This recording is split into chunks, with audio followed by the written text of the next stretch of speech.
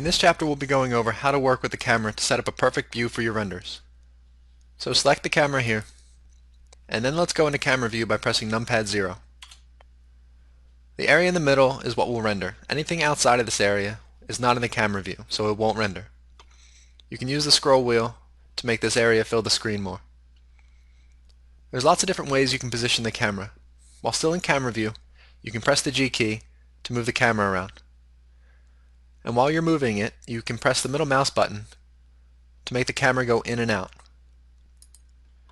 You can press the R key to rotate it, and press R again for trackball rotation, which is extremely useful for pointing the camera in the right direction.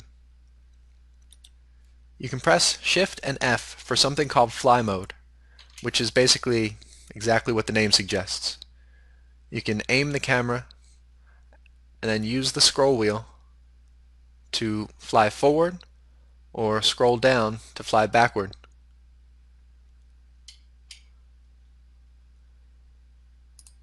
And you can right click to cancel that, or you could left click to accept the change. Now open up the right side toolbar.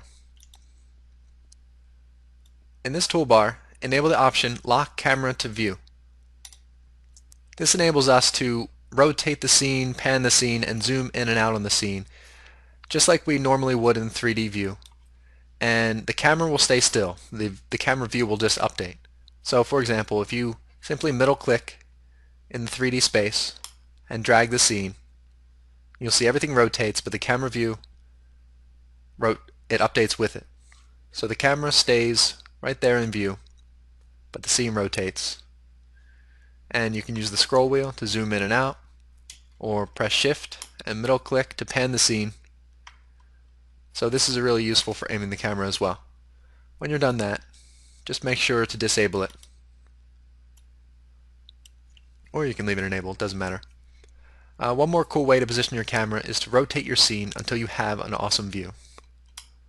So get out of camera view, and let's find a view we really like of this cube, because it's such a fascinating cube. It needs a really good view. So something dramatic, something low like this, aiming upward. Alright, we want to put the camera right here. We found our perfect view, so we don't want to have to manually move the camera to get here. So what we can do is press Control, Alt, and numpad 0, and it moves the camera exactly where you are. Now you might need to tweak things a little bit, like zoom the camera out so the cube's fully in camera view.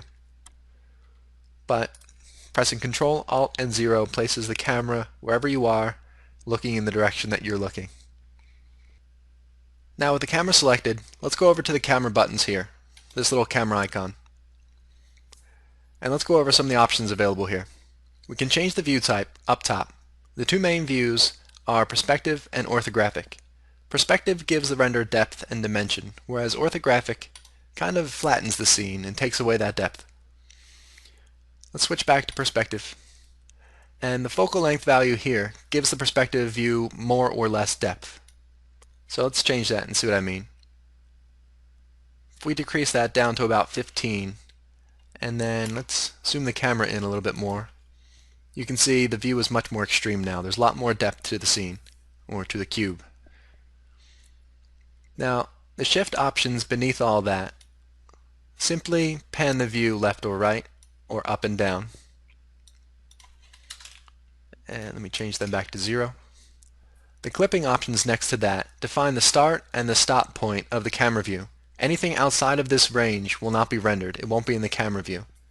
To show you what I mean, I'm going to decrease the end value down real low, and you'll see the clipping start to occur when I get down to about 2 or 3 Blender units. So now the cube is outside of this clipping range, and it's clipped, it's cut out. I'm going to crank that back up to 100. If you're working with a very large scale scene, you want to make sure that the end clipping is set to a higher amount so that nothing in your scene is cut out.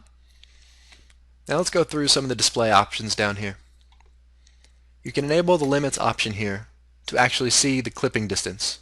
So now if you rotate the view, you'll see an orange line extending from the camera. This is the clipping distance. Anything within this range is going to be visible to the camera and show up in the render. and when you change the clipping distance, you'll see the line change. So it just gives you a visual of the clipping. Let's disable that, and let's go back into camera view. The composition menu here helps you with subject placement in your view. It will add guidelines to help you compose your scene. So you can turn on and off all of these different options here. So if we want a thirds composition, let's enable that and see what happens. You have these guidelines now that cut the scene into thirds, horizontally and vertically. To disable that, you can just go back into the menu and click on it again. The pass a part out option here occludes the area around the camera view, so you can focus on just the area that will be rendered. You can change the alpha setting here to occlude it more or less. I'm going to keep that at 0.5. Let's go to the render buttons real quick now. Here at the top, under resolution, you can change the size of the final render in pixels. And changing the resolution here will change the camera view size in the 3D view as well. And one last cool thing you can do is you can use any object you want as a camera. So let's rotate the scene, and let's select this lamp here, for example. Select the lamp and press Ctrl and numpad 0. Now we're looking through the eyes of the lamp. This is particularly useful when aiming spotlights at something. You'll be able to rotate the spotlight and aim it directly at your target. Select the camera again and press Ctrl and numpad 0 to make that a camera. If we left the lamp as camera view, when you go to render it, it's actually going to render from that view. So make sure you always go back to the camera view.